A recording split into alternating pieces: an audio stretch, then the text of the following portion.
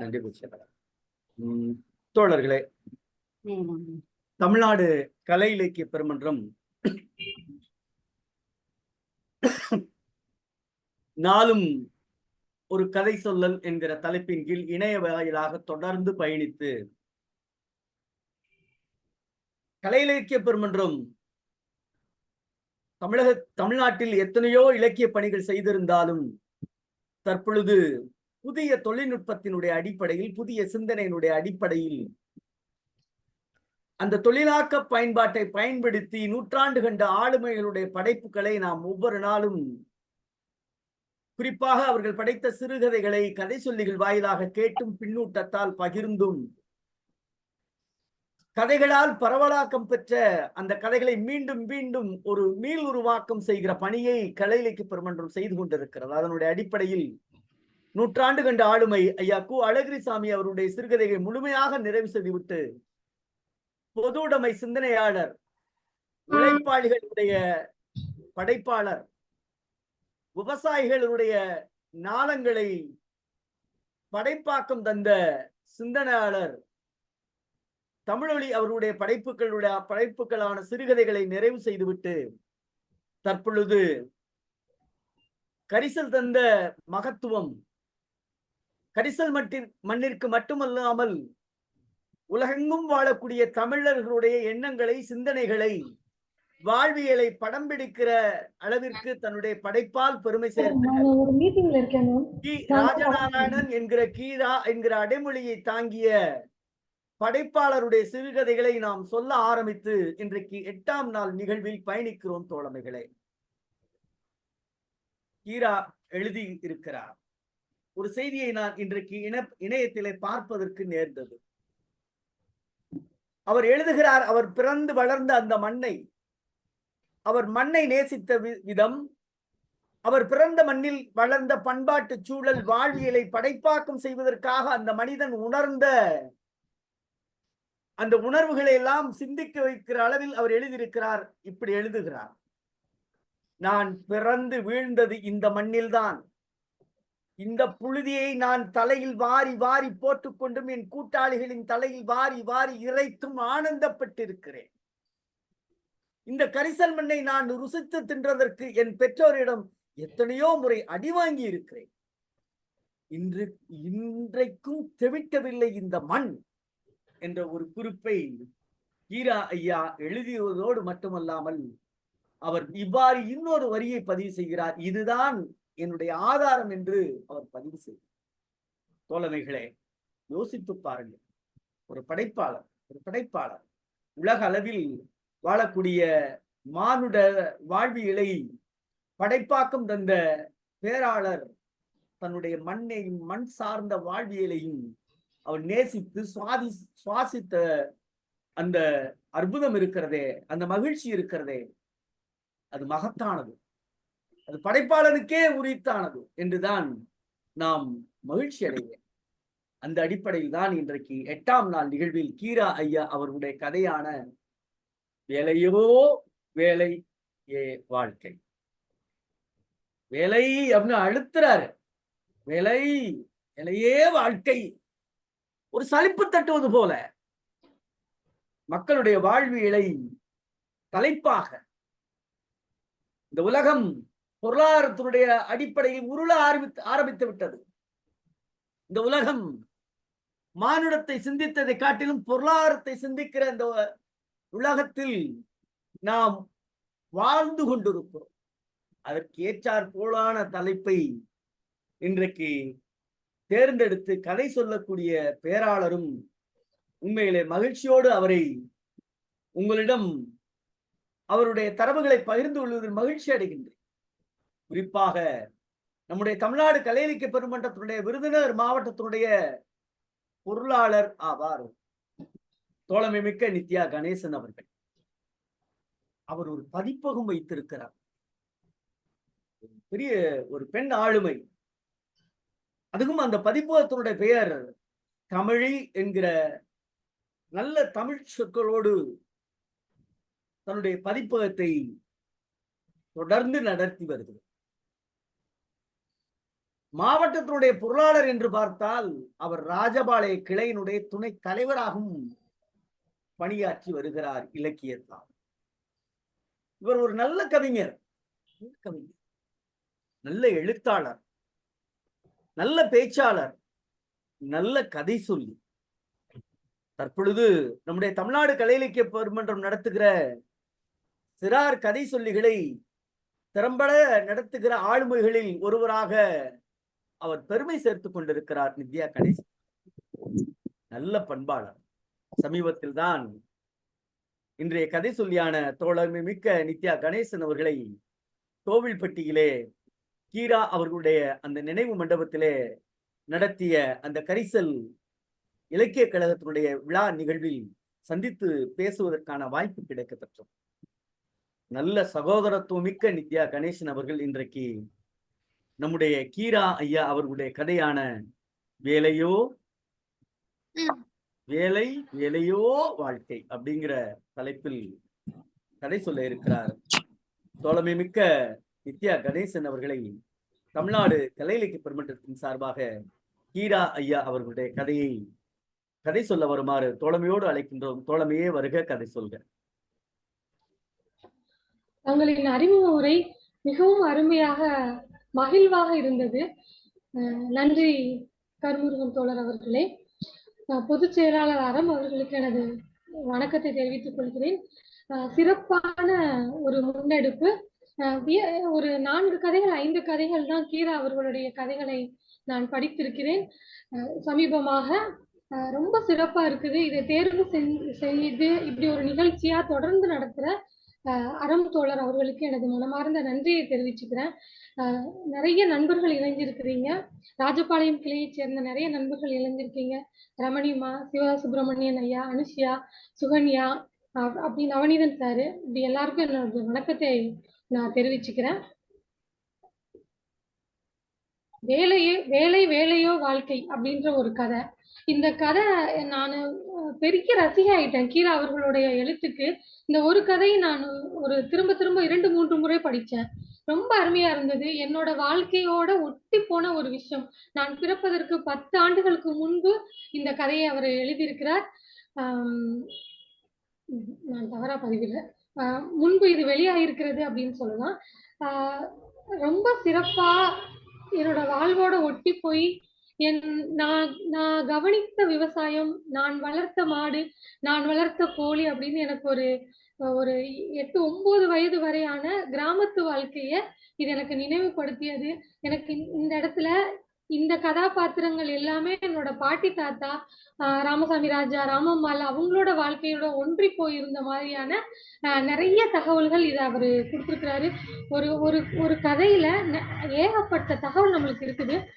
நம்ம அந்த கதையாவே வாழ்றோம். அந்த கதை நம்ம கண்முன்ன தெரியுது அப்படின்ற மாதிரி இருக்குது. அதே மாதிரி இவங்க தமிழ்ல நம்ம பயன்படுத்தாத சில வார்த்தைகள், நிறைய வார்த்தைகளை இதுல பயன்படுத்தி இருக்கிறாங்க. நம்ம கதைக்குள்ள போவோம். பொங்கம்மாள், கங்கம்மாள், நாகையா, இவங்கதான் இந்த கதையோட கதாபாத்திரங்கள். காலையில தலைக்கோழி அப்படின்னு குறிப்பிடுறாரு. நம்ம சேவல்னு குறிப்பிடுவோம், அவரு குறிப்பிடுறாரு தலைக்கோழி கூவுது அப்படின்னு. நாகையா என்ன பண்றாரு, மெதுவா கண் திறந்து பக்கத்துல கை வச்சு பாக்குறாரு. அவங்க மனைவி கங்கம்மா இல்ல. அந்த படுக்கை அறையோட சூட்டு தணிஞ்சிருது. அதாவது நம்ம படுத்து எந்திரிச்சோன்னா பாயில கொஞ்சம் சூடு இருக்கும், அதை பதிவிடுறாரு எழுத்தாளர். சூட்டு தணிஞ்சிருது. அப்ப அவர் நினைச்சுக்கிறாரு, கொஞ்ச நேரம் முன்னாடியே எந்திரிச்சு போய் வேலை பார்க்க ஆரம்பிச்சுட்டா போல, இருந்தாலும் நம்ம இன்னும் கொஞ்ச நேரம் தூங்கலாம் அப்படின்னு சொல்லிட்டு அவருடைய வேஷ்டிய தலைக்கும் தன் தொடைகளுக்கும் உள்ள கைய உள்ள வச்சுட்டு அவரோட தூக்கத்தை இழக்காம இன்னொரு முறை தூங்குறதுக்கு அவரு ரெடி ஆயிடுறாரு. இன்னொரு முறை தலைக்கோழி கூவுது அப்படின்னு அவரு பதிவிட்டிருக்கிறாங்க. அப்போ அவர் நினைக்கிறாரு, இதுக்கு மேல அவன் நம்மளை தூங்க விட மாட்டான், நம்ம எந்திரிச்சு போய் வேலையை பார்க்க வேண்டியதான் அப்படின்னு சொல்லி அரைகுறை தூக்கத்தோட எந்திரிச்சு உட்கார்ந்து இருக்கிறாரு. அதுக்குள்ள கங்கம்மா பருத்தி குச்சிய வச்சு செஞ்ச விளக்கமாறு அப்படின்னு பதிவிடுறாங்க. அதை வச்சு தன்னோட மாட்டு தொழுவத்தை தூத்துட்டு இருக்கிறாங்க. குழந்தைகள் ரோஹிணி இவங்களுக்கு நிறைய குழந்தைங்க, எத்தனை குழந்தைங்கன்னு பதிவிடல. ரோஹிணி அப்படின்ற ஒரு பெண் குழந்தை பாய விட்டு வீட்டின் ஒரு மூலையில போய் படுத்து தூங்குது. நம்ம குழந்தைகள் எப்பயுமே அப்படிதான் உருண்டு போய் எங்கெங்கேயாவது இருப்பாங்க. நாகையா அது ரொம்ப பாசமா தூக்கி ஒரு முத்தமிட்டு படுக்கையில படுக்க வைக்கிறாரு. பால் குடிக்கும் பிராயத்துலயும் அவங்களுக்கு குழந்தை இருக்குது. அந்த குழந்தை ரொம்ப அழுகுது. அவர் ஒரு எரிச்சலோட பாக்குறாரு குழந்தைகளை. அந்த அம்மா அதுக்குள்ள தூத்துட்டு தண்ணி குடுக்குறாங்க. மாட்டுக்கு தண்ணி குடுத்துட்டு உள்ள வந்துட்டாங்க.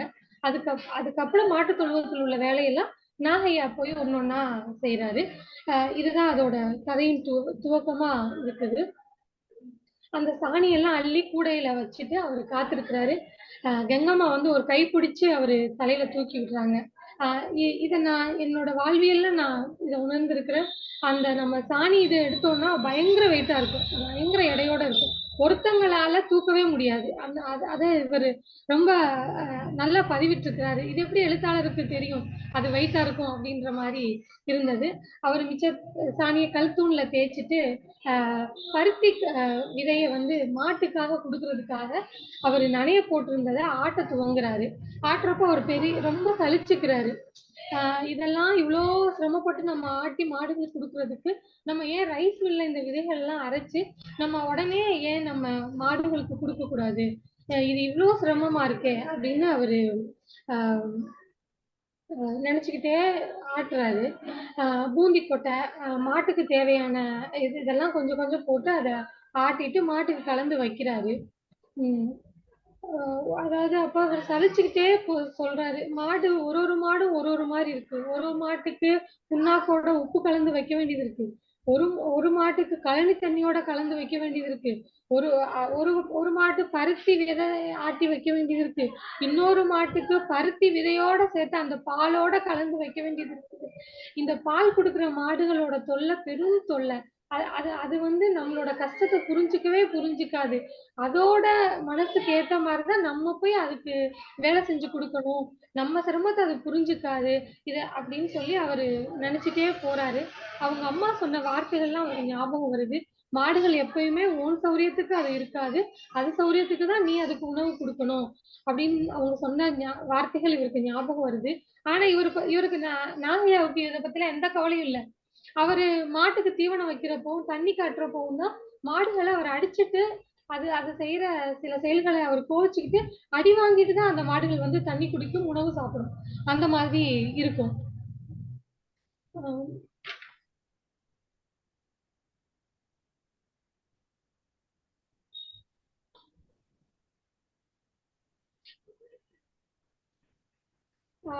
ஆனா கங்கம்மா அப்படி கிடையாது. அவ தண்ணி காட்டுறப்போ அந்த மாடுக்கு வந்து தட்டி கொடுப்பா, தடவி கொடுப்பா, அதோட சேர்ந்து பேசுவா. அந்த மாதிரியான செயல்கள்லாம் அவ செஞ்சு கொடுப்பா. அடுத்து கங்கம்மா என்ன செய்யறா? அடுத்த வேலை சமையலுக்கு ஆரம்பிக்கிறா. கம்பம் புல்ல ஆட்ட துவங்குறா. அதுக்கு ஒத்தாசையா இவரும் போய் ஆட்டுறாரு. ஆட்டுறப்போ அவருக்கு அதுவும் சிரமமா இருக்கு. இதையே இவ்வளோ ஆட்டிட்டு உடனே சமைச்சிட்டு இதுவும் நம்ம வந்து ரைஸ் மில்ல கொடுத்து பவுடர் ஆக்கி வச்சுட்டா உடனே நம்ம சமைச்சிடலாமே அப்படின்னு சொல்றாரு. அதுக்கு வீட்டுல இருக்கிற பெண்கள்லாம் சிரிக்கிறாங்க. இதெல்லாம் ஒரு வேலைன்னு இதுக்கு போய் நம்ம ரைஸ் மில்ல போய் கொடுத்து அரைக்க முடியுமா? இப்போ நாங்க ஒலை கொதிச்சுட்டு இருக்கிறப்பதான் நாங்க ஆட்டவே ஆரம்பிக்கிறோம். அப்படி இருக்கிறப்போ நம்ம இப்படி பவுடரா வச்சு அது அவ்வளவு ருசி இருக்காது. அதெல்லாம் தேவையில்லை அப்படின்னு சொல்லி பெண்கள் சொல்றாங்க. அவங்க சமைக்க ஆரம்பிக்கிறாங்க. ஒரு குழந்தையா அழ ஆரம்பிக்குது. ஆரோக்கியமா இருக்கிற குழந்தைங்க சிரிச்சுட்டே எந்திக்கிறதாகவும், சத்து குறைபாடாக இருக்கிற குழந்தைகள் அழுதுட்டே எந்திக்கிறதாகவும், எழுந்து வந்த குழந்தைகளுக்கு பால் ஊட்டினா அவளே பால் ஊட்டிடுறா. காஃபி டீ போட்டு கொடுக்க வேண்டிய குழந்தைகளுக்கு டீ போட்டு அவங்கள சமாதானம் செய்து விளையாட விடுறாங்க. இப்படியா அவங்களோட வாழ்க்கை துவங்குது. ஆனா நாகையா கிளம்பி வயலுக்கு போறதுக்கு முன்னாடியே வெங்கம்மா எந்திரிச்சு அவங்க வந்து களை எடுக்கிறதுக்காக எழுத்தாளர் என்ன செய்யறாருன்னா அவங்க ஒரு அருவாள் கொண்டு போவாங்க. அதை அவரு வித்தியாசமா சில வார்த்தைகள்ல இவரு பயன்படுத்துறாரு. எடுத்துட்டு உள்ள போயிட்டு அங்க இருக்கிற முள்ளெல்லாம் எடுத்துட்டு கல்லெல்லாம் தண்ணி வர்ற பாதையில கல்லை அடுக்கி வச்சுட்டு நேர்வழியில அப்படியான சில வேலைகள்லாம் செஞ்சு வச்சிருவாரு. இவர் போய் உழுற வேலையா செய்வாரு. அப்படி உழுற வேலையை செஞ்சுட்டு இருக்கிறப்போ கங்கம்மா எடுத்துட்டு போன சாப்பாடு, அந்த கஞ்சி கலையும் எப்படியா இருந்தது அப்படின்னு அழகா வர்ணிக்கிறாரு. அது மண் பானை. அதை வைக்கிற அழக கூட எழுத்தாளர் பதிவு செஞ்சிருக்கிறாரு. காக்கா வந்து உணவுப் பொருளை தட்டி விட்டுருமோன்றதுக்காக மண்ணுல நம்ம குழந்தைங்கள விளையாடுறப்போ சிறு இப்படி இப்படி ஒரு வட்டம் போடுவோம் இல்லையா, அதே மாதிரி சிறு குழி தோண்டி கங்கம்மா வந்து அதுக்குள்ள பானையை வச்சுட்டு அவங்க வேலையை பார்க்க போறாங்க. அதுக்கப்புறம் தான் வயல்ல வேலை செய்யற ஒரு ஒரு ஆளா பார்த்து பேசி கூட்டிட்டு வந்து அவங்கள வேலையை வாங்கி இப்படியா அவங்களோட ஆஹ் ஆஹ் பயணம் ஆரம்பிக்குது. ஆஹ் நல்ல வெயில், கோடை வெயில், நல்ல வெயில். ஆஹ் ப- தூரத்துல பார்த்தா கானல் நீர் தெரிகிற அளவுக்கு ஒரு ஆஹ் ஒரு கோடை காலம். வறண்டு போகுது. மாடுகள் எல்லாமே நுரை தள்ளி ரொம்ப இளைப்பா இருக்கும் இல்லையா, தண்ணி இல்லாம அந்த மாதிரி இருக்குது. தூரத்துல ஒரு பெரிய காக்கா, அண்டங்காக்கா அப்படின்னு குறிப்பிடுறாரு. அந்த காக்கா வந்து இவங்க நினைச்ச மாதிரியே அந்த உணவுப் பொருளை சிந்தி விடுறதுக்கு முயற்சி பண்ணுது. ஆஹ் மண் மண்கல் அப்படின்னு குறிப்பிடுறாரு. மண்ணால இருக்கிற ஒரு கல்லு மாதிரியான ஒரு இதை எடுத்து அதை அவங்க விரட்டி விடுறாங்க அப்படின்னும், மாலை நேரத்துல அவங்க வீடு திரும் ஆஹ் வீடு திரும்புற நேரத்துல கங்கம்மா லேட்டா வர்றாங்க. இவரு ரொம்ப சீக்கிரமே வந்துடுறாங்க. பள்ளிக்கு சென்ற குழந்தைகளும் சரி, விளையாட சென்ற குழந்தைகளும் சரி, வீட்டுக்கு தேடி வேகமா வர்றாங்க. அம்மா எங்க, அம்மா எங்கன்னு கேக்குறாங்க. நாகையாவுக்கு ஒரே எரிச்சலா இருக்குது. குழந்தைகள் வந்து ஓயாம அம்மாவை கேட்டு நச்சரிக்கிறது அவருக்கு பிடிக்கவே இல்லை. அவரு ரொம்ப முணுமுணுத்துட்டு உட்கார்ந்து இருக்கிறாரு. அந்த அந்த பக்கமா கங்கம்மா வர்றப்போ அவங்க சிரிச்சுட்டே வர்றாங்க, தலையை குனிஞ்சிட்டு சிரிச்சுட்டே வர்றாங்க. அவங்க சிரிப்புக்கு என்ன காரணம் அப்படின்னா, குழந்தைகள் அவங்க அவங்க அப்பாவை ஒரு கேக்குறதும், அதுக்கு அவர் உடன்படாம முணங்குறதும் தெரு முனை வரைக்கும் அத தெருவுல கேக்குது. அதை கேட்டுட்டே அவங்க வர்றாங்க. குழந்தைகள் கேக்குறாங்க, எங்களுக்கு கடையில தின்பண்டம் வாங்குறதுக்காக தானியங்கள் கொடுங்க, அப்படி இல்லைன்னா பருத்தி கொடுங்க அப்படின்னு கேக்குறாங்க. கங்கம்மா வந்து குழந்தைகளுக்கு கொடுத்து அனுப்புறாங்க, போய் சாப்பிட்டு வாங்க அப்படின்னு சொல்லிட்டு அவங்க போயிடுறாங்க. கை குழந்தை ஒண்ணு இருக்குது இல்லையா, ஆஹ் அவ அவங்களுக்கு இவங்க பால் ஊட்டுறாங்க. அப்புறம் திருப்பியும் தானியம் வந்து ஆட்ட ஆரம்பிக்கிறாங்க. இரவு வந்து களி கிண்டணும் இல்லையா, களிக்காக தானியங்களை ஆட்ட ஆரம்பிக்கிறாங்க. திருப்பி மாடுகளுக்கும் ஆடுகளுக்கும் தண்ணீர் விடுறாங்க. மாலையில ஒரு வாட்டி தண்ணி காட்டுறாங்க. இப்படியா அவங்களோட இது நகருது. மாலை நேரத்துல நாகையா ஓய்வா இருக்கிறாங்க அப்படின்னா அவர் வந்து தண்ணி எடுத்து கொடுக்கறதா பதிவிட்டிருக்காங்க. எப்பயுமே கிராமப்புறத்துல நான் அனுபவிச்சிருக்கிறேன், 1 கிலோமீட்டருக்குள்ள தண்ணி கிடைக்காது. நம்ம 2000 99 காலகட்டத்துலதான் தண்ணி பைப் வந்து போட ஆரம்பிச்சாங்க. இல்லைன்னா 1 அடி குழாய் 2 அடி குழாய் தான் இருக்கும். நல்ல வசதியான தண்ணீர் இருக்கிற மழை பெய்யுற காலத்துல அந்த கிராமத்துக்குள்ளேயே நம்மளுக்கு தண்ணி வரும். இல்லைன்னா நம்ம போய் ஊர் எல்லையில இருக்கிற தண்ணி பம்புல தான் ஊற வச்செல்லாம் அடிச்சு எடுத்திருக்கேன் நானு. சைக்கிள் அடிக்க ஓட்ட முடியாத காலத்துல கூட தண்ணி குடம் வச்சு தள்ளிட்டு வருவோம். அந்த மாதிரி நாகையா வந்து ரொம்ப சிரமப்பட்டு கங்கம்மாவும் நாகையாவும் நிறைய தண்ணி தூரமா இருந்து கொண்டு வராங்க. இதுக்காகன்னா அவங்களோட மாடை குளிப்பாட்டணும், ஆடை குளிப்பாட்டணும், பூனைகள் வளர்க்குறாங்க, நாய்க்கு தண்ணி கொடுக்கணும், குழந்தைகள் குளிக்கிறதுக்கும் அவங்கள அன்றாட தேவைக்கும். ஒரு விவசாயி குடும்பத்துக்கு எவ்வளவு தண்ணி தேவைப்படும், எத்தனை தொட்டி தண்ணி தேவைப்படும், இது எல்லாமே அவங்க மாலை நேரத்துலதான் எடுக்கிறாங்க. 2 பேரும் சேர்ந்து எடுக்கிறாங்க. அப்பவும் அவர் ரொம்ப தவிச்சுக்கிறாரு. எத்தனை வேலை செய்ய வேண்டியது இருக்குது பாருங்க அப்படின்னு சொல்லிட்டு மெதுவா கங்கம்மா முகம் பாக்குறாரு. அப்பவும் அந்த அம்மா மலர்ந்த முகத்தோட சிரிச்ச முகத்தோட அவங்க வேலையை அவங்க சுறுசுறுப்பா செய்யறாங்க. இவருக்கு வியப்பா இருக்கு, இவ களைப்பே அடைய மாட்டாளா அப்படின்ற மாதிரி அவரு பார்த்துட்டு அவரு அப்புறம் களி சாப்பிடுறாரு. இந்த அம்மா வேலைக்காரங்களுக்கு, அவங்க வளர்க்குற பூனைக்கு பால் வைக்கிறாங்க, நாய்க்கு பால் சாதம் வைக்கிறாங்க, குழந்தைங்களுக்கு எல்லாத்துக்கும் வெந்நீர் போட்டு குளிக்க வச்சுட்டு அப்புறம் உணவு கொடுக்குறாங்க அப்படின்னு பதிவிடுறாங்க. ரொம்ப பெரிய பானையில எல்லாத்துக்கும் சேர்த்து ஒரே வெந்நீர் வச்சாங்க அப்படின்னு குறிப்பிடுறாரு எழுத்தாளர். அப்படிதான் கிராம பழக்கம் இருக்கும். நிறைய தண்ணி அவங்க பயன்படுத்தி குளிப்பாங்க. அப்படியும் ஒரு பழக்கம் அவங்களுக்கு இடையே இருக்கும். அப்படி தூங்க போறாங்க. தூங்க போறப்போ கொஞ்ச நேரம் முன்னாடி ரொம்ப களைப்பாயி அவரு குத்த வச்சு உட்கார்ந்துருக்கிறாரு நாகையா. இவங்களுக்கும் கொஞ்சம் களைப்பு ஆயிருச்சு. குழந்தை ரொம்ப அழுகுது. அவங்க பக்கத்துல வந்து உட்கார்ந்துட்டு அந்த கணவர் மீது மெதுவா சாஞ்சிட்டு குழந்தைக்கு பால் கொடுக்க ஆரம்பிக்கிறாங்க. அப்பவும் இவங்க சிரிக்கிறாங்க. குழந்தைகள் செஞ்ச சேட்டை இவர் எப்படி அ கையாள தெரியாம முழிச்சிட்டு இருந்தத நினைச்சு இவங்க சிரிக்கிறாங்க. அ கங்கம்மா சிரிக்கிறாங்க. நாகையா மெதுவா அவங்கள கிள்ளி வைக்கிறாரு. அ அ அ அப்படி பதிவிட்டிருக்கிறாரு எழுத்தாளர். அவங்க வந்து அ அந்த வலி தாங்காம அவர மெதுவா தள்ளி விடுறாங்க. அவரு கீழ விழாம கை ஊனி அ அதே மாதிரி உட்கார்ந்துக்கிட்டாரு அப்படின்றதாகவும், பால் சாப்பிட்டுட்டு இருக்கிற குழந்தை அப்பாவும், அம்மாவுக்கும் நடுவுல இது என்ன புதுசா ஒரு ஒரு செயல்பாடா இருக்கே அப்படின்னு வியந்து பார்க்கிறதாகவும், பால் குடுத்துட்டே இருந்தப்போ இந்த நிகழ்ச்சி நடந்ததுனால, பால் குழந்தை வாயிலிருந்து மார்பு நழுவி தோள் மீது பால் அ பட்டதாகவும் எழுத்தாளர் நல்லா அழகா பதிவிட்டிருக்கிறாரு. இப்படியாக இரவு நகருது. இரவு நேரம் வந்தோனே எல்லாருக்கும் உணவு குடுத்துவிட்டு இவங்க பாய் எடுத்துட்டு வந்து அ நாக நாகையா பக்கத்துல படுக்க வர்றாங்க.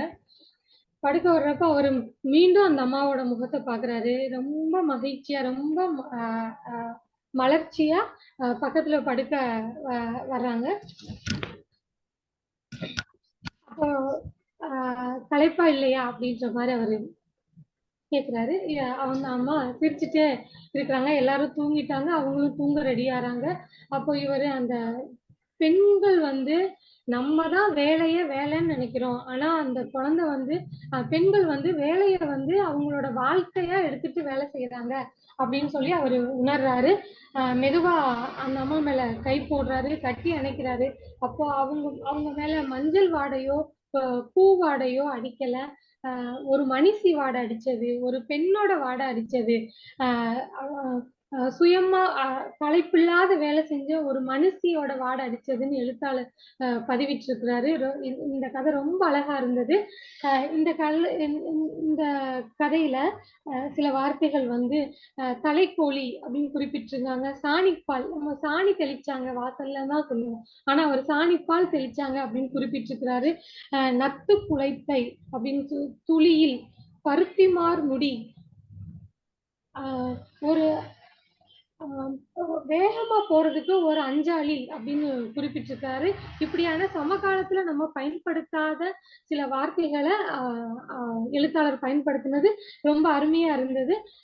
நாகையா அவர்கள நான் என் பார்வையில எப்படி பார்க்கிறேன் அப்படின்னா, ஒரு பெண்ணோட வலியையும், அவங்க செய்ற வேலையையும் அ குறைச்சுக்கலாமோ அப்படின்னு அவர் ரைஸ் மில்ல தானியங்கள அரைக்கிறதுக்கு அவரு முற்படுறதும், அவங்கள கூர்ந்து கவனிக்கிறதும், வேலையே பெண்களோட அழகு, வேலையே அவங்க அவ்வளவு விருப்பப்பட்டு பார்க்குறாங்கன்னு ஒரு ஆண் உணர்ந்து வருத்தப்படுறான். அது அந்த காலகட்டத்துல அப்படி ஒரு ஆண் வருத்தப்படுறான் அப்படின்னு எழுத்தாளர் பதிவிட்டிருக்கிறது எனக்கு வியப்பா இருக்குது.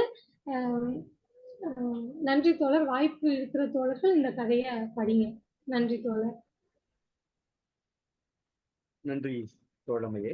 நன்றி. மிக்க மகிழ்ச்சி. கதையை யதார்த்தமாகவும் இயல்பாகவும் கீரா ஐயா எந்த அடிப்படையில் எந்த சிந்தனையில் அவர் அந்த இதயம் கனத்த நிலையில் தான் இந்த கதையை எழுதியிருப்பார் என்று நாம் பார்க்கிறோம். அந்த அதே சூழலை உருவாக்கி கதை சொல்லிய விதம் என்பது மிக அருமை. அதற்காக தமிழ்நாடு கலை இலக்கிய பெருமன்றம் நெஞ்சம் நிறைந்த வாழ்த்துக்களையும் பாராட்டுக்களையும் நாம் தெரிவித்துக் கொள்கிறோம் தோழமையை. வழக்கம் போல் பின்னூட்டத்தால் பெருமை சேர்க்கிற எங்களுடைய கவிஞர் ரவீந்திர பாரதி அவர்கள் தான் தொடக்கி வைப்பார்கள். ஆனால் இன்றைக்கு வந்துட்டாங்க இருக்காங்க. நன்றி. ரவீந்திர பாரதியா கவிஞரை தொடக்கி வைப்பார். வந்துட்டேன். பின்னூட்டம் தொடக்கி வந்து விட்டேன். எல்லோருக்கும் வணக்கம். அன்பு நெஞ்சங்களுக்கு வணக்கம். நித்யா அவர்கள் மிக அருமையாக கதையை சொல்லி இருக்கிறார்கள். அவர்களுக்கு என்னுடைய வாழ்த்துக்கள். ரொம்ப அருமையான மொழி நடையில, ஒரு குஞ்சுகின்ற பாவனையில, ஒரு குழந்தைக்கு கதை சொல்வதை போல மிக இனிமையாக இந்த கதையை சொல்லி முடித்திருக்கிறார். ஒரு கிராமப்புறத்தில் இருக்கக்கூடிய ஒரு நடுத்தர குடும்பம், ஒரு நடுத்தர விவசாய குடும்பம், ஒரு நடுத்தர வேளாண் குடும்பத்துல அவர்களுக்கு எப்பவும் விவசாயிகளுக்கு வேலை வேலை வேலை வேலை இருந்துகிட்டு தான் இருக்கும். வேலை இல்லாம இருக்க முடியாது. ஒரு விவசாயிகளுக்கு வந்து தூங்குற நேரம் போக மற்ற எல்லா நேரமும் வேலை இருந்து கொண்டுதான் இருக்கும். அந்த வேலையை வேலையாக பார்க்காமல் ஒரு வாழ்க்கையாகவே கொண்டு செய்கிறாள் அந்த குடும்ப தலைவி கங்கம்மா. அவருடைய கணவர் கொஞ்சம் சலிச்சுக்கிறார். அதாவது அவருக்கு வேலை பளுவாக இருக்கிறது, இவளுக்கு வேலை வாழ்க்கையாக இருக்கிறது. வாழ்க்கையா இருக்கும்போது அந்த வேலையை சிரித்து கொண்டே, ஒரு சுவைத்து கொண்டே, அனுபவித்து கொண்டே அந்த வேலையை செய்கிறாள். ஒரு குடும்பத்துல ஒரு பெண்ணுக்கு உள்ள பொறுப்பு, அதுவும் குறிப்பா கிராமப்புற வேளாண் குடும்பங்கள்ல இருக்கக்கூடிய பெண்களுக்குரிய பொறுப்பு இருக்குது பாருங்க. காலையில தூங்கி தலைக்கோழி கூவுவதற்கு முன்னாடி அவதான் எழுறா. எழுந்து வாசலுக்கு சாணி தெளிச்சு, பெருக்கி, சுத்தம் பண்ணிட்டு, தோட்டத்துக்கு போய் எல்லா வேலைகளையும் பார்த்துட்டு, மாடு கன்னுங்களுக்கெல்லாம் தீவனம் வச்சு, அதெல்லாம் செஞ்சுட்டு, பால் கறந்து கொடுத்து, காப்பி வச்சு கொடுத்து, சோறாக்கி, கஞ்சி வச்சு கொடுத்து, அடடடா மதியம் இரவு களி செய்வதற்காக அந்த கேழ்வரகை அரைத்து பக்குவப்படுத்தி மதியமே வைத்து விட்டு போறா. அந்த கம்ப குத்தி அதை சோறாக்குறதுக்கு பதப்படுத்துறா பாருங்க. அது கொஞ்ச நேரம் போனா கமறிடும். அதனால இவர் என்ன பண்றாருன்னா, ஒரு புதுமை அவரோட உள்ளத்துல வருது. எதுக்கு இவ்வளவு கஷ்டப்பட்டு வேலை செய்யணும்? ரைஸ் மில்ல கொடுத்து அரைச்சா என்ன, பொடியா பண்ணிட்டா என்ன? இப்பெல்லாம் மாட்டு தீவனம் வந்துருச்சு பாருங்க. இப்பெல்லாம் கடைகள்ல மாட்டு தீவனம் வந்துருச்சு. அவருடைய கனவுகள்லாம் இப்ப நனவாயிடுச்சு. ஆனா அப்பவே அவர் சிந்திச்சிருக்கிறார். அந்த சிந்தனையை 1974 எழுதப்பட்ட கதை இது. அப்பவே இந்த நவீன தொழில்நுட்பம் விவசாயத்துக்குள்ள வரக்கூடியதை அல்லது குடும்பத்துக்குள்ள வரக்கூடியதை, குடும்ப வேலைகளுக்கு வரக்கூடியதை பற்றி சிந்திக்க தொடங்குவதை கீரா பதிவு பண்ணியிருக்கிறார். அது இப்போ ரொம்ப நவீனமா வந்துருச்சு. எல்லாமே வந்துருச்சு. எல்லாமே உங்களுக்கு தோசை மாவுல இருந்து இட்லி மாவுல இருந்து எல்லாமே ரெடிமேடா வந்துருச்சு. அத வாழ்க்கையில அவ்வளவு கஷ்டப்படுறாங்க. நாங்க ஆரம்பத்துல கலை இலக்கிய பெருமிடத்துல மாதந்தோறும் ஒரு கூட்டம் நடத்துவோம். படைப்பும் கருத்தும்னு. ஒருத்தர் ஒரு கதை படிப்பாரு, ஒருத்தர் கவிதை படிப்பாரு, ஒருத்தர் கட்டுரை வாசிப்பாரு, ஒருத்தர் புத்தகத்தை பத்தி விமர்சனம் பண்ணுவார். இந்த கதைகள்ல கீரானுடைய கதைகளை நாங்க வரிசையா சொல்லிட்டு வருவோம். அப்படி சொல்லிட்டு வரும்போது ஒரு தோழர் இந்த கதையை பத்தி சொல்லிட்டு வரும் பொழுது பாரதிதாசனுடைய குடும்ப விளக்கை பத்தி சொன்னார்.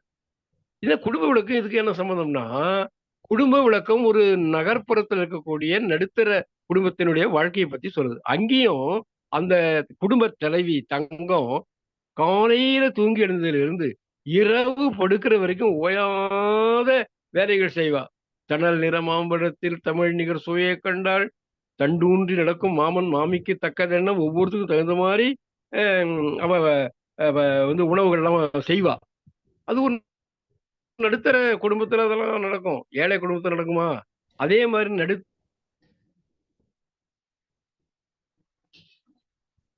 இந்த கங்கம்மா என்னென்ன விரும்புன்றதெல்லாம் பாருங்க.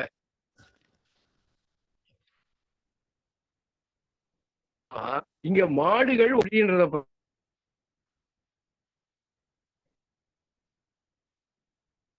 பத்தி சொல்றாங்க. அப்ப மாட்டினுடைய உலகத்தை, மாடு என்கிற வீட்டு வளர்ப்பு விலங்கு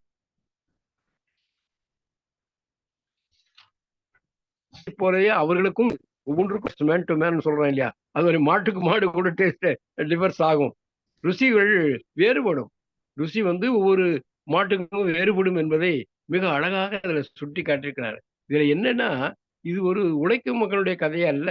இது உழைக்கும் மகள் தான்.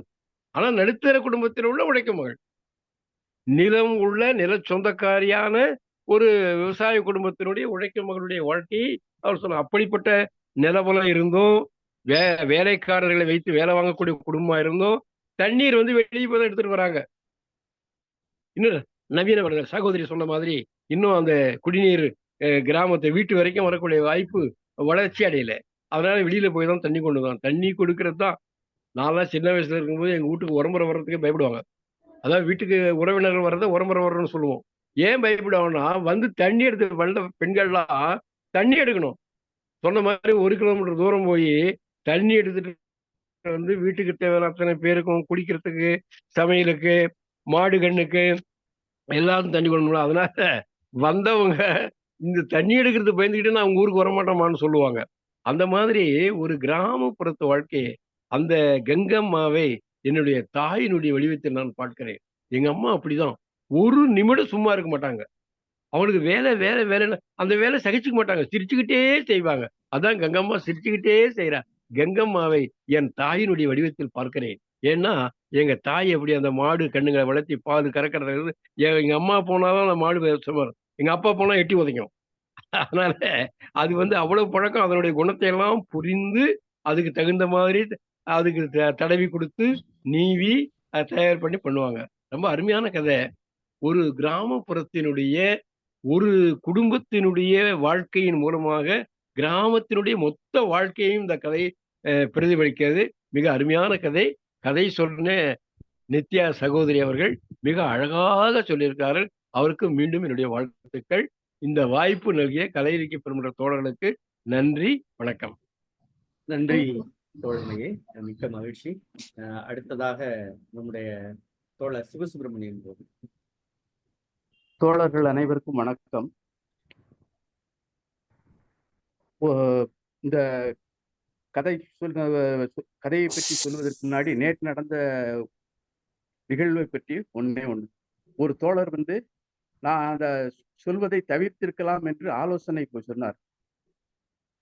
அது கதை சொன்னவரும் அது பற்றி எழுதியிருக்கிறாரா என்றன்னு தெரியல அப்படின்னார். 4வது பக்கத்துல 7வது பாராவுல நான் சொன்னதை எழுதியிருக்கிறார், கீரா அவர்கள் எழுதியிருக்கிறார். நான் அதை தவிர்த்திருக்கலாம் என்று, நான் சொல்வதை தவிர்த்திருக்கலாம் என்று சொன்னார். அப்படின்னா என்ன அர்த்தம்? கீரா எழுதுவதையும் தவிர்த்திருக்கலாம் என்று சொல்வதை போலத்தான் இருந்தது அவருடைய பேச்சின் தொனி என்பதை பதிவு செய்து கொள்கிறேன். அடுத்து இன்றைய கதையை சொன்ன தோழர் நித்யா அவர்கள் ஒரு தெளிந்த நீரோடை போல கதையை நல்லா உள்வாங்கி ஒன்று விடாமல் எல்லாத்தையும் சொல்லிவிட்டார். நல்லா ஏற்ற இறக்கத்தோடு கதையை நல்ல அருமையாக சொல்லி இருக்கிறார். அவருக்கு பாராட்டுகளும் வாழ்த்துக்களும். இந்த கதையில விவசாய சம்பந்தமான சொற்கள் எல்லாம் வந்துருது. ரொம்ப கீரா அவர்கள் ரொம்ப உணர்வு பூர்வமாக எழுதியிருக்கிறார், நல்ல அனுபவித்து எழுதியிருக்கிறார். சாணிப்பால், சாணிய பால்னே சொல்றாரு. அதுல ரொம்ப பொருள் பொதிந்து சொல்லாகும். தாயினுடைய பால் குழந்தையின் ஆயுள் காலம் முழுவதும் நோய் எதிர்ப்பு சக்தியை கொடுக்கிறது. அதே மாதிரி வீட்டின் சுற்றுப்புறத்தை எல்லாம் நோய்க்கிருமிகளை எல்லாம் அழிக்கக்கூடியது சாணிப்பால். அதுதான் பால்னு சொல்லி சேர்த்து சொல்றாரு. அருமையான ஒரு சொல்லாடல். அடுத்து அந்த கிராமத்தார் அன்பு கொள்வதை மிக அழகாக படம் பிடித்து காட்டியிருக்கிறார். அது ரொம்ப அருமையா இருந்துச்சு. இதுல இந்த சோறு ஊட்டுதல், உணவு ஊட்டுதல், அதாவது வீட்டு விலங்குகளுக்கு உணவு ஊட்டுறதுனாலும் சரி, குழந்தைகளுக்கு உணவு ஊட்டுறதுனாலும் சரி, ஒவ்வொருத்தருக்கும் ஒவ்வொன்று பிடிக்கும். ஒவ்வொரு உயிரினங்களுக்கும் ஒவ்வொரு மாதிரி ஒவ்வொரு உணவையும் பிடிக்கும். சுவையில் வேறுபாடு இருக்கும். அதை ஆண்களால் உணர முடியாது. பெண்கள் தான் அதை உணர்ந்து அதற்கு தகுந்தாற்போல எல்லாருக்கும் உணவு ஊட்டுவார்கள் அப்படிங்கிறத நல்லா சொல்லி இருக்கிறார். பிறகு களிக்கு ஏற்ற குழம்பு என்னன்னா கருவாட்டு குழம்பு. இதை ரொம்ப நல்லா சொல்லி இருக்கிறார். பழைய சோறுக்கு ஊறுகாய்னு சொல்லுவாங்க. இந்த மாதா ஊட்டாத சோறை மாங்காய் ஊறுகாய் ஊட்டும் அப்படின்னு சொல்லுவாங்க, மாங்காய் ஊறுகாய். இப்படி ரொம்ப அருமையான சொல்லாடல்களை கையாண்டிருக்கிறார். கடைசியில இந்த உடல் தைரியத்தில் இந்த மக்கள் சிந்திக்க மறுக்கின்றார்கள் என்று அந்த கணவன் நினைக்கிறதா சொல்லுதாப்புல கீரா. உடல் தைரியத்தில் எந்த ஒரு வேலையையும் மகிழ்ச்சி பூர்வமாக ஏற்றுக்கொண்டால் அது வேலையாகவே தெரியாது. அதுதான் இது வாழ்க்கையின் சூட்சுமம்.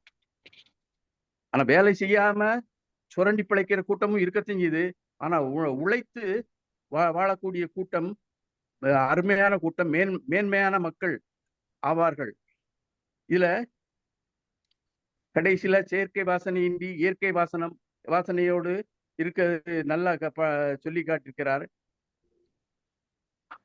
இல்ல ஒண்ணு பழைய பாடல் ஒன்று நினைவுக்கு இருக்கிறது. ஆடிப்பாடி வேலை செஞ்சா அலுப்பு இருக்காது. அதில் ஆணும் பெண்ணும் சேராவிட்டால் அழகு இருக்காது.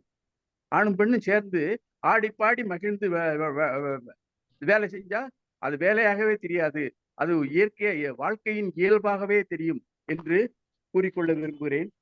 வாய்ப்புக்கு நன்றி. நன்றி தோழமையே, மிக்க மகிழ்ச்சி. நல்ல ஒரு சிறப்பான ஒரு பின்னோட்டம். அடுத்ததாக நம்முடைய நவநீத கிருஷ்ணன் தோழன். அனைவருக்கும் வணக்கம். உண்மையிலேயும் அந்த கீராவுடைய அந்த வேலைங்கிற கதையை மிகவும் அருமையாக சொன்னாங்க நித்யா. அவளுக்கு நன்றியை தெரிவித்துக் கொள்கிறோம். இந்த கதையில வர்ற காட்சிகள் பூரா இப்ப கிராமத்துல பெரும்பாலும் இல்லைன்னு தான் சொல்லலாம். ஆனா நாங்க இது பூரா அந்த எழுத்துக்களை விட்டு அப்படியே நாங்க வாழ்வியலா ரசிச்சிருக்கோம்.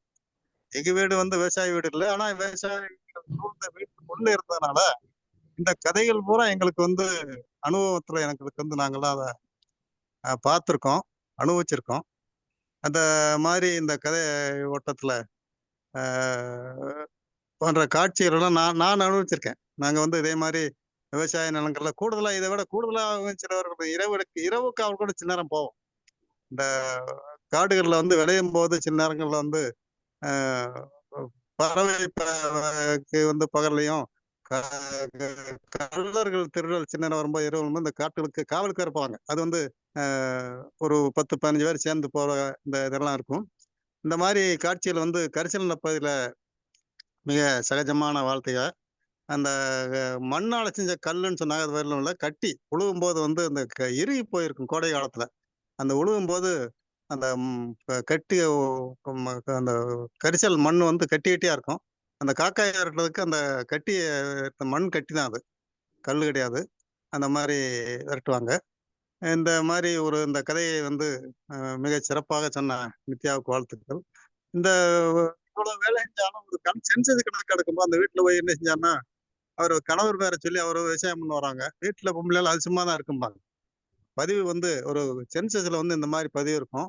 பட் இந்த எந்நேரமும் வேலை இருக்கக்கூடிய இந்த குடும்பத்தை மிக சிறப்பாக காட்சிப்படுத்திய கீராவுக்கு இந்த நேரத்துல நாம் அவருடைய நினைவை அஞ்சலி செலுத்துகிறோம். அனைவருக்கும் நன்றி.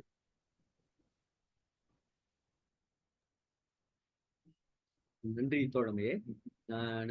வேறு யாராவது பின்னூட்டம் இருக்கீங்களா? நாராயணசாமி வணக்கம். தாமதமா இணைஞ்சீங்களா? உங்களுடைய படம் பார்க்கவே இல்லையே. வீடியோ இப்பதான் ஆன் பண்றீங்களோ? மைக் ஆன் பண்ணிட்டு பேசுங்க. மைக் ஆஃப்ல இருக்கு.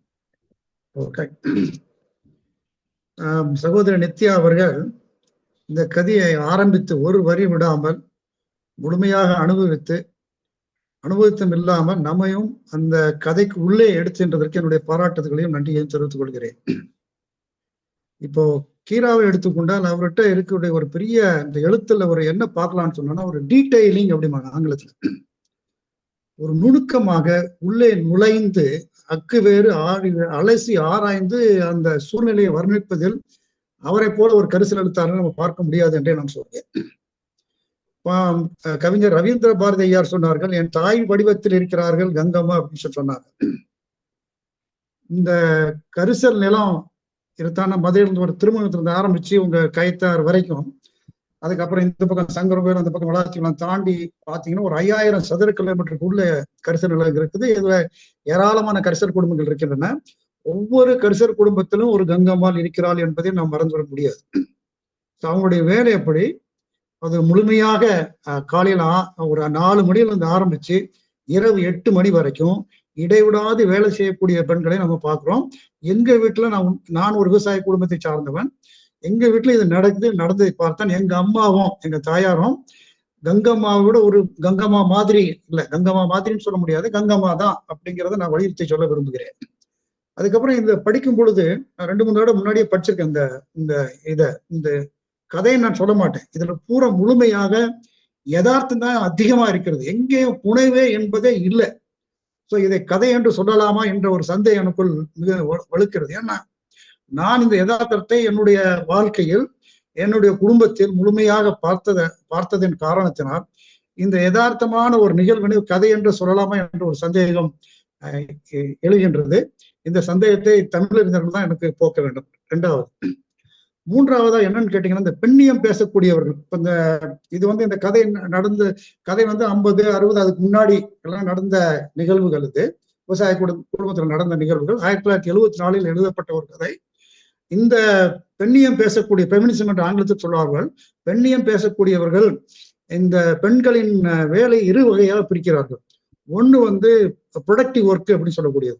ப்ரொடக்டிவ் ஒர்க்னு சொன்னா விவசாய வேலைகள்ல ஈடுபடுது. களை எடுத்தல், நாற்று நடுதல், களை வெட்டுதல், அதுக்கப்புறம் விதைத்தல் போன்ற வேலைகள். அதுக்கப்புறம் இந்த கங்கம்மா செய்யற மாதிரி அவங்க வீட்டுல வர்றதுக்கு முன்னாடியே செடி கொடிகள்லாம் இந்த வீணான களைகள்லாம் எடுத்து நீக்குதல், இந்த மாதிரி வேலைகள் செய்வது ப்ரொடக்டிவ் ஒர்க் அப்படிம்பாங்க. ரெண்டாவது வகையான ஒர்க் என்னன்னு கேட்டீங்கன்னா ரீப்ரொடக்டிவ் ஒர்க் அப்படின்னு சொல்லுவாங்க. ரீப்ரொடக்டிவ் ஒர்க்னு சொல்றது இந்த மாதிரி காலைல எந்திரிச்ச உடனே குழந்தை எந்திரிச்ச உடனே இந்த முற்றம் தெளித்தல், அடுப்புங்கரையை சுத்தம் செய்கிறது, ஆடு மாடுகள் கொஞ்சம் தண்ணீர் காமிக்கிறது, அதுக்கப்புறம் குழந்தைகளுக்கு சமைக்கிறது, கம்மஞ்சோறு பார்க்கறது, இந்த மாதிரி வரிசையா தொடர்ந்து நடந்து கொண்டே இருக்கும். இரவு 8 மணி படுக்கை போற வரைக்கும் நடந்து கொண்டே இருக்கும். இதெல்லாம் ரீப்ரொடக்டிவ் ஒர்க்னு சொல்றாங்க. ஸோ இந்த மாதிரி நீங்க பார்க்கும் பொழுது 8 மணியில் ஆரம்பிச்சு ஒரு 16 மணி நேரம், 17 மணி நேரம், 18 மணி நேரம் வேலை செஞ்சுட்டே இருப்பாங்க அப்படிம்பாங்க.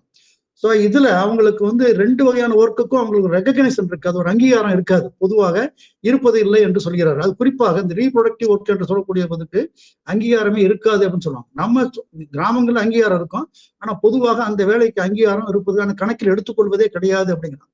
ஒரு குடும்பம் இயங்குதுன்னு சொன்னானா இந்த பெண்கள் எப்போ காலையில் எந்திரிச்சு தன்னுடைய வேலைகளை இந்த மாதிரி வேலைகள் செய்ய ஆரம்பிக்கிறோம், அப்போதுதான் அந்த குடும்பம் இயங்க ஆரம்பிக்கும். இல்லாட்டி அந்த குடும்பம் நசிந்து போயிடும், ஒன்றுமில்லாமல் போகக்கூடிய வாய்ப்பு இருக்கிறது. ஸோ இந்த மாதிரி ஒரு கருத்தை அவர்கள் பெண்ணியம் பேசக்கூடியவர்கள் முன்வைக்கிறார்கள். இப்ப பார்க்கும் பொழுது இதே நிலைதான் பெரும்பாலான குடும்பங்கள்ல தொடர்கிறது. கொஞ்சம் கொஞ்சமா அந்த நிலை, குறிப்பாக வேலை செய்கின்ற மத்தியதர குடும்பங்கள்ல, விவசாய குடும்பங்கள் இது மாறல, மற்ற குடும்பங்கள் இது கொஞ்சம் கொஞ்சமா மாறி வருகிறது. ஆண்களும் வேலைகள் இணைந்து ஈடுபடக்கூடிய வேலையை நாம பார்க்கிறோம். ஸோ இந்த கதையை பொறுத்த வரைக்கும் மிக மிக கதைன்னு சொல்ல மாட்டேன், என்னை பொறுத்தவரை நான் கதைன்னு சொல்ல மாட்டேன், தமிழறிஞர்கள் தான் சொல்லணும் இது கதையா இல்லாட்டி இதுக்கு வேற ஏதாவது பேர் வைக்கலாம்னு நீங்க தான் சொல்லணும். ஸோ இந்த நிகழ்வு எனக்கு ரொம்ப ரொம்ப பிடித்தமான, என்னுடைய வாழ்க்கையை நினைவுறுத்திய ஒரு நிகழ்வாக இதை பார்க்கிறேன். இந்த கதையை மிக மிக அருமையாக சொன்ன சகோதரி அவர்களுக்கு என்னுடைய மனமார்ந்த நன்றியை தெரிவித்துக் கொள்கிறேன். இந்த ஏற்பாட்டினை தொடர்ந்து நடத்தி கொண்டிருக்கும் இந்த தமிழ் பெருமன்றத்திற்கு என்னுடைய மனமார்ந்த நன்றியை தெரிவித்துக் கொள்கிறேன். நன்றி, வணக்கம். நன்றி தோழமையே, மிக்க மகிழ்ச்சி. நல்ல ஒரு பெண்ணியம் தொடர்பான ஒரு நல்ல ஒப்பீடு, நல்லா இருந்தது. சிறப்பு தோழமை. சிவசுப்ரமணியன் சொல்லுங்க. ஒரு நிமிஷம். வேற ஒண்ணும் இல்ல, இது கதையில் இல்லாத மாதிரி தெரியுது அப்படின்னு சார் சொன்னாங்க. ஆனா இது நான் சொல்றது புதுமை பித்தனுடைய பின்பற்றி தான் கீரா அவர்கள் எழுதியிருக்கிறார். புதுமை பித்தன் புதுமை பித்தன் கதைகள்ல பெரும்பாலான கதைகள் யதார்த்த வாழ்க்கையை தான் குறிப்பிடும். இதுலயும் இவர்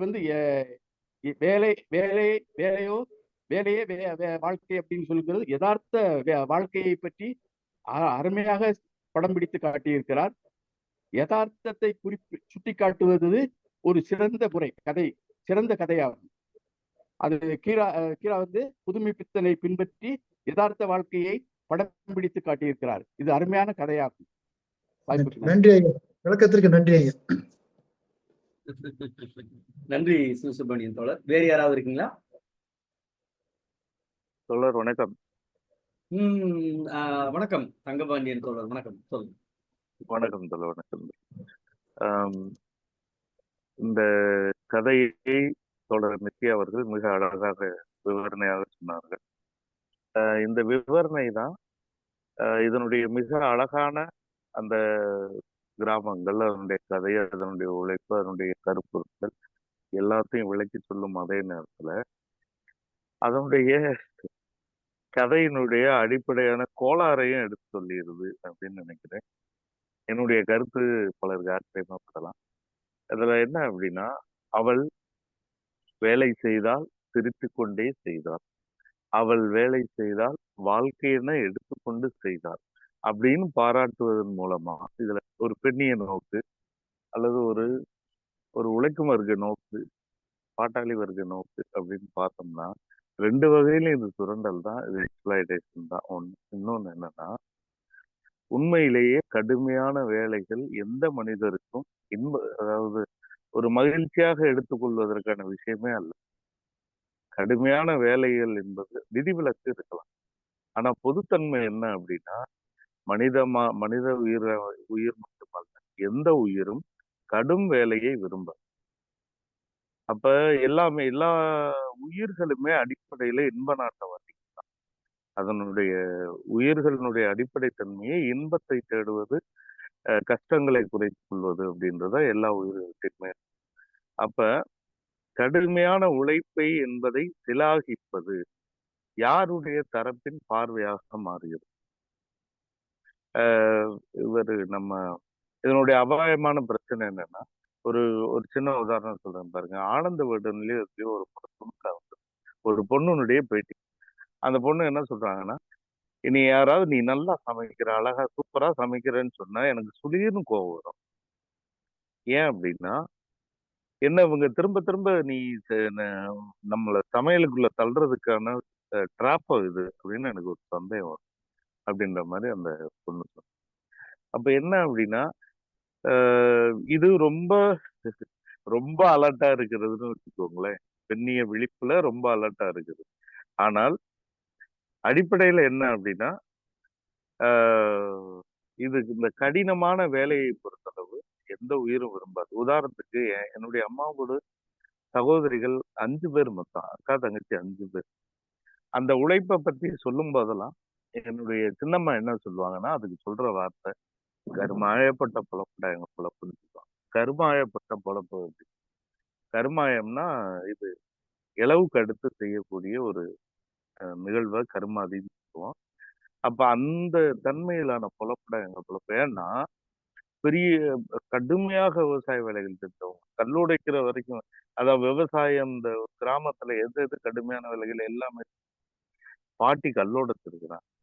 இது அப்ப இந்த வழியில அவங்க சொல்லும் போது என்னன்னா, கருமாயப்பட்ட பொழப்புன்றதுதான் உழைக்கும் மக்களுடைய வார்த்தை. அப்ப ஒரு நடுத்தர வர்க்கமாக ஒரு பெண் இருந்தால் கூட, செல்வி தோழர் அடிக்கடி ஒரு விஷயத்தை மென்ஷன் பண்ணும். என்னன்னா, நாளும் கிழமையும் உழைப்பவருக்கு இல்லை, ஞாயிற்றுக்கிழமையும் பெண்களுக்கு இல்லை அப்படின்னு சொல்லி. ஏன்னா ஞாயிற்றுக்கிழமை வந்தா ஸ்பெஷல் டிஷ், ஸ்பெஷல் சமையல், ஏகப்பட்ட ஐட்டம் வைக்கணும்ன்றது இன்னைக்கும் பிரச்சனையா இருக்கு. அப்ப ஞாயிற்றுக்கிழமை கூட பெண்கள் ஓய்வு எடுக்க முடியலன்றதும்.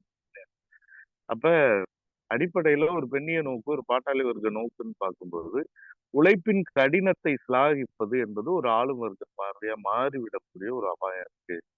எனவே எழுத்தாளர்கள் கவனம் செலுத்த வேண்டிய விஷயம் என்ன அப்படின்னா, ஒரு ஒரு எந்த ஒரு படைப்பிலையும் சமூகத்தினுடைய விதிவிலக்குகளை நீங்கள் ரொமான்டிசைஸ் பண்ணும்போது அதனுடைய ஆபத்து என்ன அப்படின்னா, சமுதாயத்துல விதிவிலக்குகள் ஏதாவது.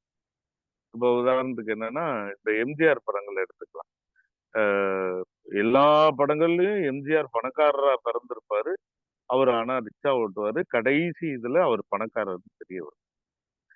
இது உலகத்திலேயே எனக்கு எந்த ரிக்ஷாக்காருக்கு நடக்குதுன்னு எனக்கு தெரியாது. ஆனா இப்படித்தான் நம்ம தமிழ் சினிமால ரஜினி படங்கள் 100 உண்டு, சிவாஜி படங்கள் 100 உண்டு. எல்லாத்துலயும் கடைசி நேரத்துல இதெல்லாம் ஆளுவர்க்க கருத்தோட்டங்கள் என்னோட அதை வெளிப்படுத்துவதாக இருக்கு. அதுதான் சொன்னேன். நித்யா தோழர் நல்ல டீட்டெயில்டா அந்த கதையை சொல்லவும் தான் இதனுடைய மறுபகுதியும் கூட வெளிப்பட்டது. எனவே தோழர் கதை சொன்ன தோழருக்கு நன்றியும் வாழ்த்துக்களையும் தெரிவித்துக் கொண்டு, தோழர் கீராவினுடைய கதையை இப்படியும் ஒரு கோணத்தில் பார்க்க வேண்டிய விமர்சன பார்வை தேவைப்படுகிறது என்பதை பதிவு செய்கிறேன். நன்றி தோழர்களே. நன்றி தோழமையே. அடுத்து வேற யாராவது இருக்கீங்களா? நிறைவாக நம்முடைய தமிழ்நாடு கலை இலக்கிய பகுதியினுடைய பொதுச் செயலாளர் மருத்துவர் ஆரம் ஐயா. கோமலா பேசுறாங்கன்னு நினைக்கிறேன். சொல்லுங்க தோழர். கோமலா பேசுறாங்களா? இல்ல, அவங்க இப்பதான் இணைகிறாங்க. கோமலா தோழர் இப்பதான் இணைகிறாங்க. கோமலா தோழர் எதுவும் பேசுறீங்களா? கோமலா தோழர் இல்ல வேணாம் தோழர். இப்பதான் இணைஞ்சாங்கன்னா இருக்கட்டும் தோழர். பொதுச் செயலாளர் நீங்க நிறைவு பின்னோட்டம். தோழர் அனைவருக்கும் வணக்கம். இது ஒரு அருமையான கதை. நித்யா வந்து அதனுடைய எல்லா பகுதிகளையும் மிக தெளிவாக சொல்லிட்டாங்க. மிக அந்த அவங்களுடைய அனுபவத்தையும் சொல்லி எப்படி இருந்தது அப்படின்னு. இது நம்ம வந்து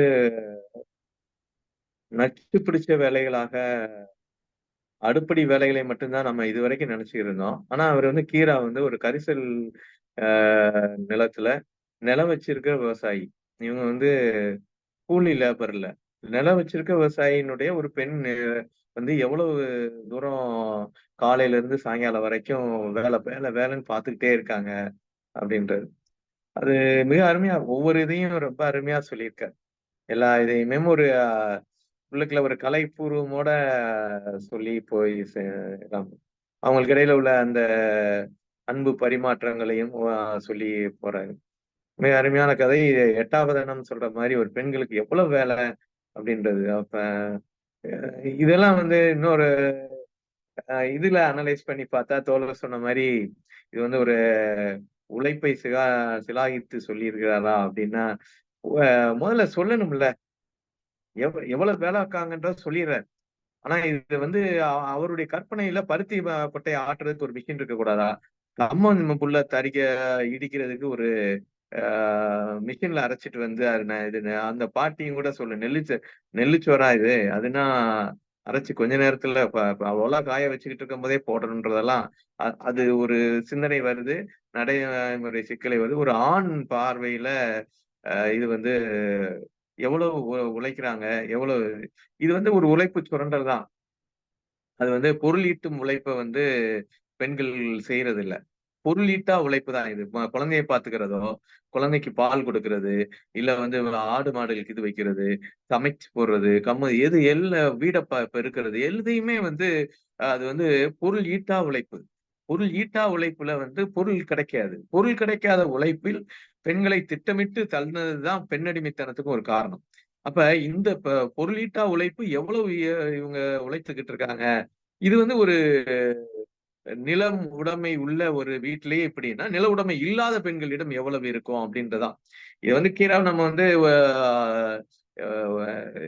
ஒரு கதையில வந்து பிரச்சாரத்தை வந்து உள்ள வைக்க முடியாது. அவன் ஒரு ஆண் வந்து என்ன நினைக்கிறான், நம்ம வந்து ஒரு இதா நினைக்கிறோம், ஆனா வாழ்க்கையவே வேலையா வச்சு அவ இருக்காளே அப்படின்ற ஒரு கரிசனத்தோட தான் பார்த்துட்டு போறான். அது வந்து சிலாகித்து இது வந்து நல்லது அப்படின்றது அவனோட சொல்லல. இவனையும் கம்பேர் பண்ணிக்கிறான். நம்ம என்ன வேலை பார்க்கோம், அவன் என்ன வேலை பார்க்கான். அந்த இவன் வேலை பார்க்கும் போது ஒரு சலிப்போட வேலை பார்க்கான். அவ அப்படி வேலை பார்க்கறது இல்லை. இது பிறகு கரிசலினுடைய அந்த வளர்ப்பு பிராணிகள் எல்லாம் அந்த வீட்டில் ஒரு ஆளாக நம்ம தமிழொலி கதையில கூட படிச்சோம். அம்மா என்னும் குரல்ல வந்து அந்த பசுமாடு வந்து ஒரு மாமியாரா இருக்கும். அந்த மாடு வந்து அவங்களுடைய குடும்பத்தில் ஒரு ஆளாக, விவசாய குடும்பத்துல அந்த ஆடு மாடு அப்படின்றதும் அவங்களோட ஒரு அங்கமாக பார்க்க எல்லா இதையும் மிக தெளிவாக ஒரு கரிசல் விவசாயினுடைய பெண் வந்து எவ்வளவு தூரம் வேலை பார்க்க வேண்டியிருக்கு. இது மாதிரி கதைகள் கரிசலினுடைய உள்ள விவசாய குடும்பங்களுடைய பெண்களின் பாடுகளை இதுக்கு முன்னாடி என்னென்ன கதைகள் சொல்லி இருக்குன்னு தெரியல. ஆனா ஒரு மிக சிறந்த ஒரு நிறைவான ஒரு காலையில இருந்து நைட் வரைக்கும் என்னென்ன வேலைகள்லாம் இவங்க பாக்குறாங்க அப்படின்றத விரிச்சு போட்டுட்டு அதுலயும் ஒரு இவ்வளவு வேலை பாக்குறாளே அப்படின்ற ஒரு இதையும் இருக்கு. கலைப்பூர்வமா இருக்கு. ஒரு நம்ம ஆய்வு கட்டுரைகள் எழுதுறதுல வேணா இப்படிலாம் பேசலாம். ஆனா ஒரு கலை படைப்புல வந்து அந்த கதையின் போக்குலதான் போய்கிட்டு இருக்க வேண்டியது இருக்கு. அதன்போடுதான் கீரா வந்து படைத்ததா தான் கருதுறேன். ஒரு மிக அருமையான கதை. ஒரு கரிசல் பொதுவாக பெண்கள் வந்து உழைப்பு சுரண்டலில் ஆணாதிக்க சமூகத்தில் பெண்கள் உழைப்பு சுரண்டல தான் ஈடுபடுறாங்க. அதுலயும் ஒரு விவசாய குடும்பத்தில் எவ்வாறு உழைப்பு சுரண்டல் நடக்கிறது அப்படின்றதுக்கு அந்த சம்பவம் என்ன நடக்குன்னு தெரிஞ்சாதான் நம்ம அதுக்கப்புறம் கமெண்ட் பண்ண முடியும். அதனால சம்பவத்தை அப்படி விரிச்சு போட்டுறாரு. புதுமை பித்தன் சொன்ன மாதிரி சிவசுப்ரமணியன் சார் சொன்னாங்களே, ஒரு யதார்த்தவாதத்தை சொல்லிவிட்டு இந்த விமர்சன யதார்த்தவாதம் அதுல ஒரு விமர்சனத்தையும் வைக்கிறாரு. இது இப்படி இருக்கணுமா அப்படின்னு சொல்லிட்டு எல்லாம் விரிச்சு வச்சுட்டு அவரு கதை வாசகர்களுக்கு திறந்து விடுகிறார். மிக அருமையான கதை. அருமையா சொன்னாங்க நித்யா. வாழ்த்துக்கள். நன்றி. நன்றி பொதுச்செயலாளர் அவர்களே. நித்யாமா, நிறைவா எதுவும் சொல்றீங்களா? இல்ல ரவீந்திர பாரதி தோழருக்கும், சிவா தோழருக்கும், நாராயணன் சாமி தோழருக்கும், நவநீதன் சாருக்கும், தங்கபாண்டியன் தோழர் அவர்களுக்கும், அறம் தோழர் அவர்களுக்கும் நான் நன்றியை தெரிவிச்சுக்கிறேன். நன்றிங்கம்மா. மகிழ்ச்சி. வழக்கம் போல பதிவு பின்னூட்டம் பார்த்துடலாம். மாப்பி அருமையான முறையில் கதை சொல்லிக்கு வாழ்த்துக்கள் அப்படின்னு போட்டாங்க. மைதிலி கல்யாணி அம்மா சிறப்புமா அப்படின்னு போட்டிருக்காங்க. நித்யா பாண்டிச்செல்வம் என்ற சங்கீதா ஆசிரி இனிமையாக இருந்தது, கதை சொல்லிய விதம் வாழ்த்துக்கள் அப்படின்னு போட்டிருக்காங்க. விஜயலட்சுமி தோழர் வந்து வெகு சிறப்பு அப்படின்னு போட்டிருக்காங்க. ரேவதி அம்மா நொரநாட்டியம், அழிச்சாட்டியம், ஊரல், கழுநூர், அடாவடித்தனம், 8 வேலைகளை ஒரே நேரத்தில் செய்பவர், ருப்பினால், ரும்பினால், இவ்வாறு கிராமத்து சொல்லாடல் பயன்படுத்தும் சிறப்பு. நித்யா கதை சொன்ன விதம் அருமை அப்படின்னு போட்டிருக்காங்க. சக்தி ஸ்ரீலிருத்தூர், பெண் என்பவரை முதலாக்கி கண் என்பதை போல் பாதுகாத்து அவளை மின்வரை கொண்டு சென்ற பெருமை மிக்க கதை. கதை சொல்லிய நித்யா அவர்களுக்கு வாழ்த்துக்கள். ஸ்ரீ சக்தி ஸ்ரீலிருத்தூர். அடுத்து பத்மபுரத்தோழர், அருமைடா, அனுபவம் கலந்த கதையை சொல்லிய விதம் அழகு. கிராமத்து வாழ்வு ரசித்து வாடும் தலைவி, பிள்ளைகளை சமாளிக்கவும் திண்டாடும் தலைவன், உடலும் உள்ளமும் புணர்வோடு இருக்கும் பெண், அந்த பழுவை குறைக்க விரும்பும் ஆணாக கீரா ஐயா தான் தன்னை, தன் எண்ணங்களை வெளிப்படுத்தி கதாபாத்திரமாக அவரை உருவாக்கி இருப்பது என்று தோன்றுகிறோம். மாடு வளர்ப்பு என்பது ஒரு கலை, அதுவும் பால் மாடு வளர்ப்பு. நாம் என்னதான் படித்தாலும் 5 ஜீவனிடம் அன்போடு தண்ணீர் காட்டுதல், தடவி கொடுத்துதல், உணவிடுதல் அனைத்தையும் கற்கும் அனுபவம் வாய்ப்பு. நான் அரியலூர் மாவட்டம் பழூர் வட்டம் நாயகனை பிரியால் என்னும் கிராமத்தில் பணிபுரிகையில் கிடைத்தது. பருத்திமார், துவரைமார் போன்ற 85களில் அடுப்பெரிக்கவும் பெருக்கவும் மாறாக என் அம்மா வாங்கி பயன்படுத்துவார். முழு ஈடுபாட்டுடன் செய்ததால் வேலை என்று வாழ்க்கை என்று உணர்த்துகிறார் கீரா ஐயா. நித்யா கூறிய தண்ணீர் குறித்த செய்திகள் கந்தர்வனின் தண்ணீர் கதையிலும் காணலாம். எனக்கும் சிறுவயதில் நீர் ஊற பாட்டி கிணற்றில் இறைத்து தர எடுத்து வந்த அனுபவம் உண்டு என்று சொல்லி. அடுத்து மாப்பி தோழர் தங்கபாண்டியன் தோழர் அருமையான பார்வையில் தன் கருத்தை முன்வைத்ததை நானும் ஆதரிக்கிறேன் என்று சொல்லியிருக்கிறார். முனைவர் கிருஷ்ணன் ஐயா சிறப்பான கதை சொல்லல் வாழ்த்துக்கள் அப்படின்னு சொல்லியிருக்காங்க. அடுத்து மாப்பி தோழர் கோடாங்கி பேய் கதை மீண்டும் வாசித்த போது கண்ணிகளியாத என்ற வார்த்தையை கீரா விவரிக்கவில்லை. அப்போதுதான் கூத்தால் சடங்குடு சேர்த்து கல்யாணத்தை முடித்து வைத்தார்கள் என்றுதான் கீரா ஐயா விவரித்தார் என்பதை இங்கு பதிவு செய்து கொள்கிறேன் அப்படின்னு போட்டிருக்காங்க. சுகன்யா தோழர் கதாபாத்திரங்களை கண் முன் காட்சிப்படுத்தியவாறு மிகவும் அருமையாக கதை சொல்லிய நித்யாவுக்கு மனமார்ந்த வாழ்த்துக்கள் போட்டிருக்காங்க. அடுத்து மாப்பி தோழர் சீவா, ஆம், கண்ணி கழியாத என்று ஒரு இடத்தில் சொல்லி இருக்கிறார் என்று பதிவு செய்திருக்கிறார். பதிவு பின்னூட்டம் தந்த தோழமைகள் அத்தனை பேருக்கும் தமிழ்நாடு கலை இலக்கிய பெருமன்றத்தின் சார்பாக நெஞ்சம் நிறைந்த வாழ்த்துக்களையும் பாராட்டுகளையும் தெரிவித்துக் கொள்கிறோம். பொதுச் செயலாளரே, நாளை நிகழ்வுக்கு போயிடலாம். நாளை கதை ஜடாயு, கதை சொல்லி முனைவர் சங்கரதாஸ் அவர்கள். நன்றி தோழமைகளே. இந்த கதையை நிறைவு செய்வதற்கு முன்பாக ஒரு பதிவை அலைபேசியில் கூட பேசியிருக்கலாம், ஆனால் நேரடியாக தெரிய வேண்டும் என்பதற்காக பதிவு செய்கிறேன். அன்றைய தினம் முனைவர் கிருஷ்ணன் ஐயா கதை சொல்லுகின்ற பொழுது நாம் கோவில்பட்டியில் இருந்தோம். அந்த கதையை நிறைவு செய்வதற்கான அந்த தொழில்நுட்ப கோளாறும் கால ஓட்டமும் நெருக்கடி தந்ததால் அதை நிறைவாக நிறைவு செய்யவில்லை என்கிற மன உறுத்தல் இருந்து கொண்டே இருக்கிறது. முனைவர் கிருஷ்ணன் ஐயா பொறுத்தருள்வார் என்று நினைக்கின்றேன். இனி வருகிற காலங்களில் அவருடைய சிறுகதையை முறையாக நாம் அணுகுவோம் என்கிற செய்தியோடு தோழர்களே, தமிழ்நாடு கலை இலக்கிய பெருமன்றம் நடத்துகிற இந்த கதை சொல்லல் நிகழ்ச்சியில் இந்த கதை என்பது ஒரு சமுதாயத்தில் புறையோடி கிடக்கிற பிரச்சனையை நம்முடைய கீரா ஐயா அவர்கள் யதார்த்தமாக வாழ்வியலோடு படம் பிடித்து காட்டுகிற அந்த அனுபவம் இருக்கிறதே, அது மிக மிக மிக அருமையாகவே என்று நாம் பார்ப்போம்.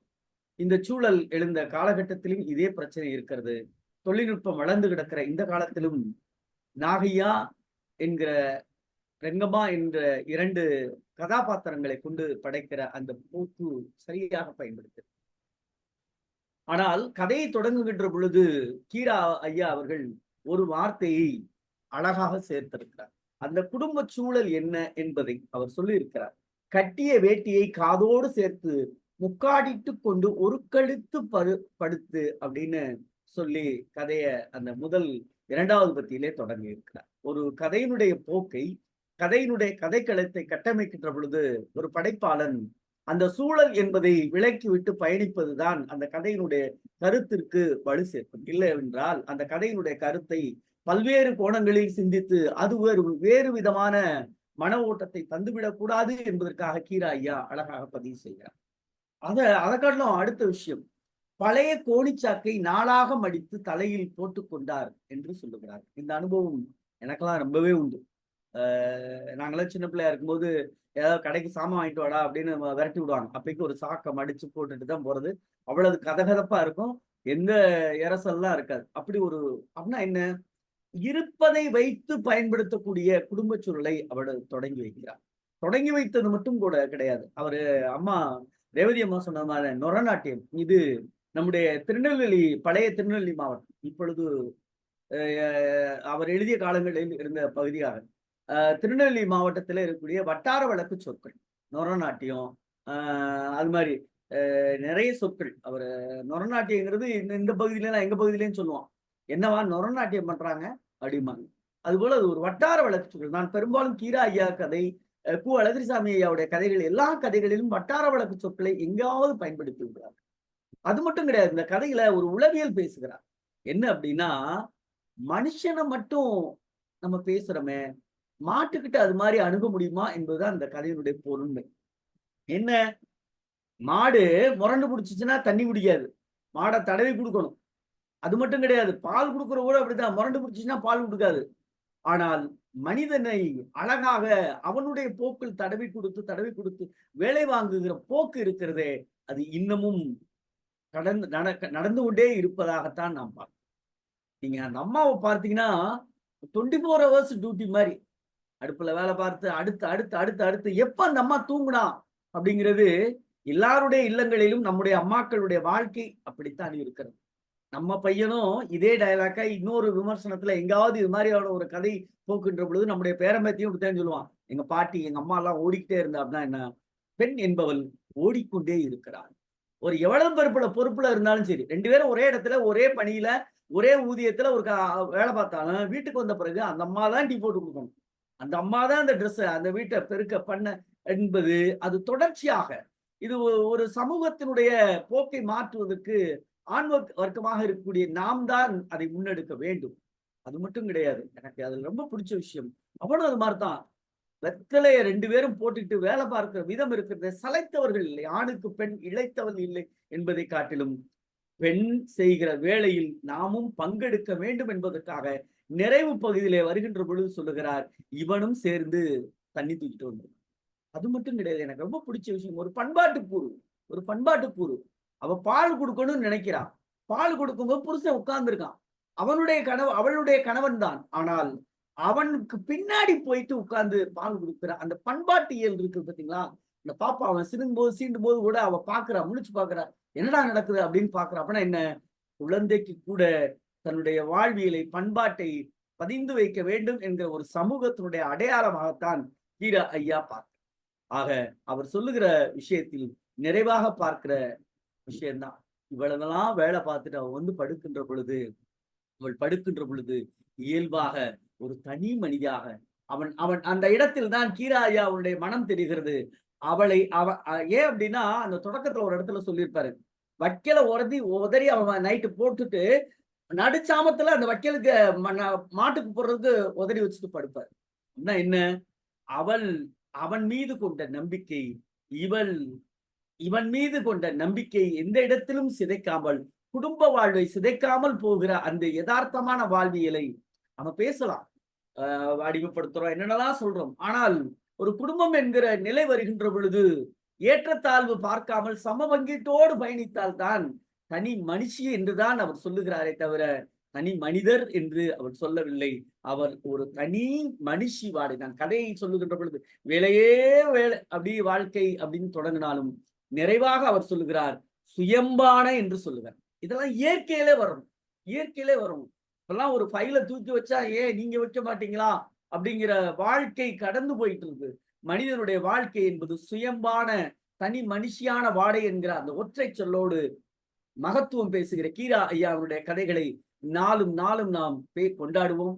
அந்த அடிப்படையில் சிறப்பாக கதை சொன்ன நித்யா தோழமைக்கும் தமிழ்நாடு கலை இலக்கிய பெருமன்றத்தின் சார்பாக பங்கெடுக்கிற பின்னூட்டு ஆளுமைகளுக்கும் இலக்கிய விமர்சகர்களுக்கும் இலக்கிய ஆளுமைகளுக்கும் தமிழ்நாடு கலை இலக்கிய பெருமன்றத்தின் சார்பாக நெஞ்சம் நிறைந்த வாழ்த்துக்களையும் பாராட்டுக்களையும் சொல்லி நாளை தினம் இரவு 8 மணிக்கு கீரா ஐயா அவர்களுடைய படைப்புகளோடு இணையத்தால் நாளும் ஒரு கதை என்கிற தலைப்பின் கீழ் கீராவின் கதைகளோடு உங்களோடு தமிழ்நாடு கலை இலக்கிய பெருமன்றம். நன்றியும் வணக்கம்.